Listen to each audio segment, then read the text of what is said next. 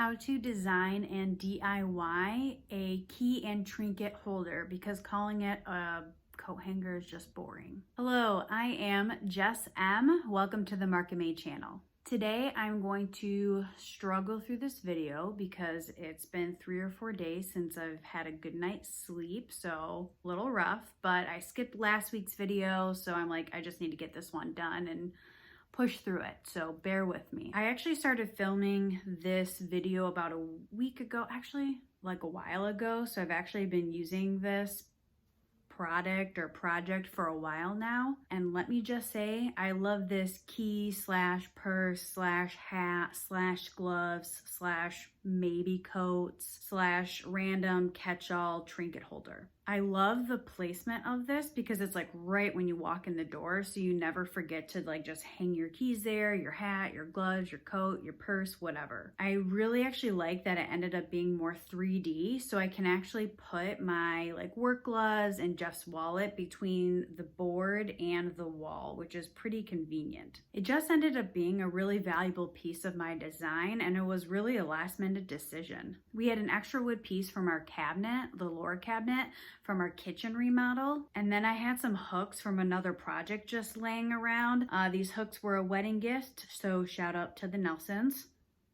Oh, and quick update on the kitchen. So the kitchen is usable, but it's not finished. We still need baseboards, crown molding, dishwasher should be completely installed on Saturday. We need backsplash, the custom shelves I'm building, window treatments, and some other odds and ends. So that's where we're at, just in case you were wondering. But let's continue. So today should just be a pretty quick tutorial on how to build your own key and trinket holder for fairly inexpensive. Most of our items were things we had left over, so it didn't cost us anything extra. But I would estimate that it might be under 20 bucks.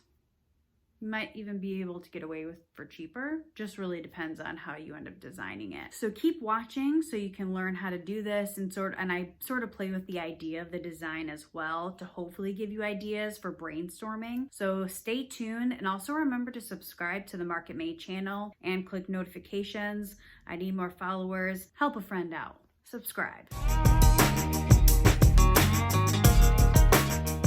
So first, you need to measure the space to figure out where you want this holder, but also the dimensions of it. You should also figure out where the studs are first, because that may dictate your design. I would recommend attaching them into a stud for extra security. That's my preference, but there are many toggles and wall anchors that can hold a lot of weight too.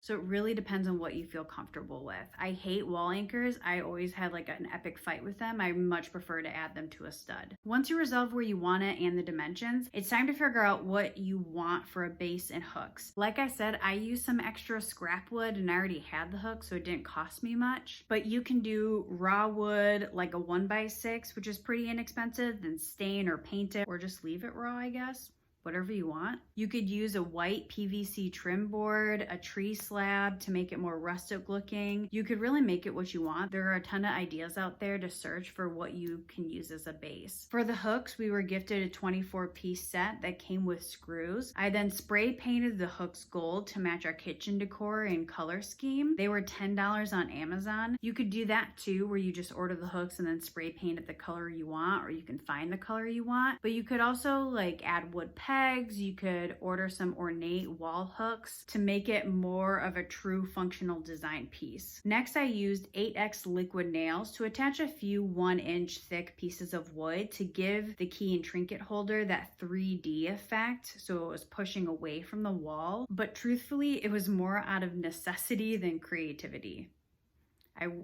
I wish I would have thought of this. So I can't get this piece off because I don't have the right head to the screwdriver. So what I'm gonna do is put a piece of wood right here, a little bit more than the thickness of this, and then I'm going to basically use that to anchor it into the wall. After letting the glue dry, you want to lay out the placement of the hooks and mark where you want to pre-drill. I actually measure mine to ensure they're all even and properly spaced out. Sometimes you don't need to pre-drill, but I like to pre-drill to prevent the wood from splitting or cracking. I also marked where I wanted to pre-drill in relation to the studs. I always try to drill into the front of the board to exit out of the back because the back will not be seen. Because when you're drilling it, the wood can actually splinter out or crack. Basically, it would end up looking messy if you drill back to front, so try to avoid this. The next step is to drill, obviously, and then I attach the hooks. Pretty simple. To hang it, you want to hold up the board and level it at the same time. It's a lot easier with two people. I am just one person. My husband was working during the day, so I just made sure I had a really firm grip on it. So I added my wall screws into the board just a little bit so they would hold in place before lifting the board up to level it. Then you level it. This way, once it's level, you can just hold it up there with that firm grip of yours and hold it in place, and then you can just grab the electric screwdriver next to you and then just drill them in really quickly and anchor into the wall. I then finish up the project by checking it one more time to make sure it's level and I don't have to move or adjust it, and then it should be good to go. And here's my pride and joy.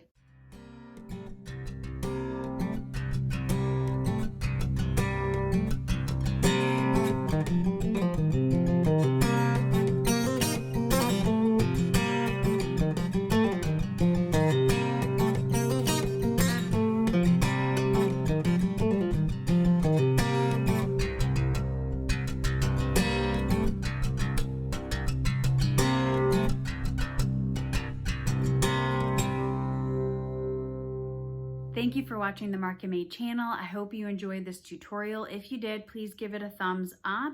And if you like this type of content, please subscribe to the Market Made channel. I would really appreciate it. That'd be very nice of you. Trying to get that fan base up. You know what I'm saying? Once again, leave any comments below if you have questions, concerns, suggestions. That would be super helpful. If there are more professionals out there that want to add to the brainstorming session, definitely do. And as always, and of course, have a great day. I think I'm gonna go take a nap. Bye.